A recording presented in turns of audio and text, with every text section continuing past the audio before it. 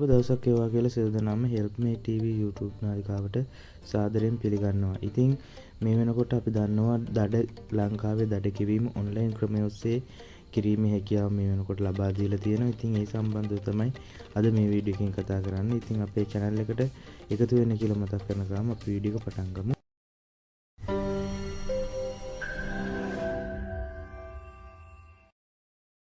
හරි ඉතින් මම මේකට යොදාගන්නේ BOC Flex app එක. ඉතින් තව online banking app සහ ගොඩක් බැංකු වල app සහ private බැංකු වල apps තියෙනවා. ඉතින් ඔයාලට මේ app එකකින් උනත් පුළුවන් ගොඩක් app වල මේ GovPay option එක තියෙනවා.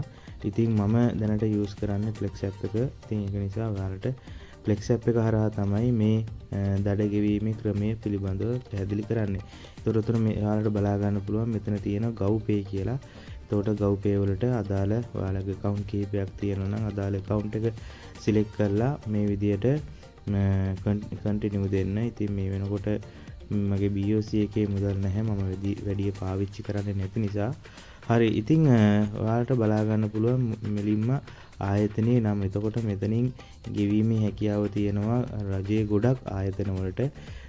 නමුත් දැන් අපි මෙතෙන්දි කතා කරන්න යන්නේ පොලිසිය කියන්නේ නැත්නම් ට්‍රැෆික් එකේ මොකක් හරි දඩයක් නියම වුණොත් ඒ දඩේ කොහොමද ගෙවන්නේ කියලා. එතකොට මෙතන ශ්‍රී ලංකා පොලිස් කියන එක සිලෙක්ට් කරගන්න ඕන. ඊට පස්සේ ඔයාගේ මෙතන තියෙනවා ට්‍රැෆික් කියලා සේවා වර්ගය සිලෙක්ට් කරලා කන්ටිනියු කරාන් පස්සේ මෙන්න මේ ටික හරියට ෆිල් කරන්න ඕන. ඉතින් ඔයාලට තියෙන්නේ වාහනයේ අංකය නිවැරදිව ඇතුළත් කරන්න.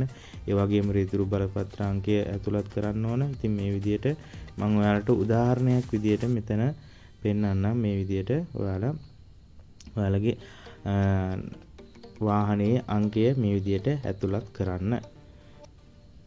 හරි ඊළඟට ඉතින් ඔයාලගේ ශ්‍රීදුරු බරපත්‍ර අංකය මේ විදිහට මෙතන ඇතුළත් කරන්න. ඊළඟට මේ තොරතුරු ටික අනිවාර්යයෙන්ම පොලිසිය කොහෙද කියලා ඒ වගේම දැන් ඔයා දඩයක් නියම කරොත් ඒ අදාළ පොලිස් නිලධාරියෙ ඉන්නවනේ. එතකොට ඒ අදාළ පොලිස් ස්ථානයේ දේවල් ඔයාලට සිලෙක්ට් කරගන්න පුළුවන්. ඊට පස්සේ මේ අදාළ නිලධාරියගේ මෙතන පොලිස් නම්බර් එකක් තියෙන. ඒ නම්බර් එකත් සිලෙක්ට් කරන්න ඕනේ. ඊට පස්සේ මෙතන තියෙනවා දඩ රිසිට් පත් අංකය. එතකොට ඒක තියෙන්නේ දඩ කොලේ තමයි ඒ අංකය තියෙන්නේ. ඒතකොට ඒ අංකයත් නිවැරදිව ඇතුළත් කරන්න ඕන. ඒතකොට මෙතන තියෙනවා ඔබගේ ජංගම දුරකථන අංකය. ඒක ඔටෝමැටිකලි සිලෙක්ට් වෙලා තියෙනවා. ඊට පස්සේ අදාළ වැරද්ද 33ක් තියෙනවා. එතකොට මේ 33න් එකක අදාළ වැරද්ද තෝරලා සිලෙක්ට් කරන්න පුළුවන්. ඕනනම් අදාළ නිලධාරියෙක්ගෙන් ඔබට යම්කිසි උදව්වක් අවශ්‍ය වුණොත් ලබා ගැනීමේ හැකියාව තියෙනවා. ඉතින් මේ විදිහට අදාළ තොරතුරු ටික මේ කළා. ඊට පස්සේ ඔටෝමැටිකලිම තමයි අදාළ වැරද්දට අදාළ මුදල සිලෙක්ට් වෙන්නේ. ඉතින් මේ විදිහට රුපියල් 1000ක වගේ මුදලක් තමයි සිලෙක්ට් වෙන්නේ. ඉතින් මේ විදිහට මේව කළා. දැන් මගේ මේ වෙලාවේ account එකේ සල්ලි නැති නිසා මේක payment එක සිද්ධ වෙන්නේ නැහැ. නමුත් ඔයාලා අනිවාර්යයෙන්ම ඒ අදාළ මුදල් තිබුණ ගමන් මේ විදිහට payment successful කියලා වැටෙනවා. ඉතින් හරි අපි මේ වීඩියෝ එකෙන් සමුගන්නවා. ඉතින් මේ වගේ වීඩියෝස් වලට කැමති නම් ඒ වගේම වැදගත් වීඩියෝ වලට කැමති නම් අපේ channel එක subscribe කරලා තියාගන්න කියලා මතක් කරනවා.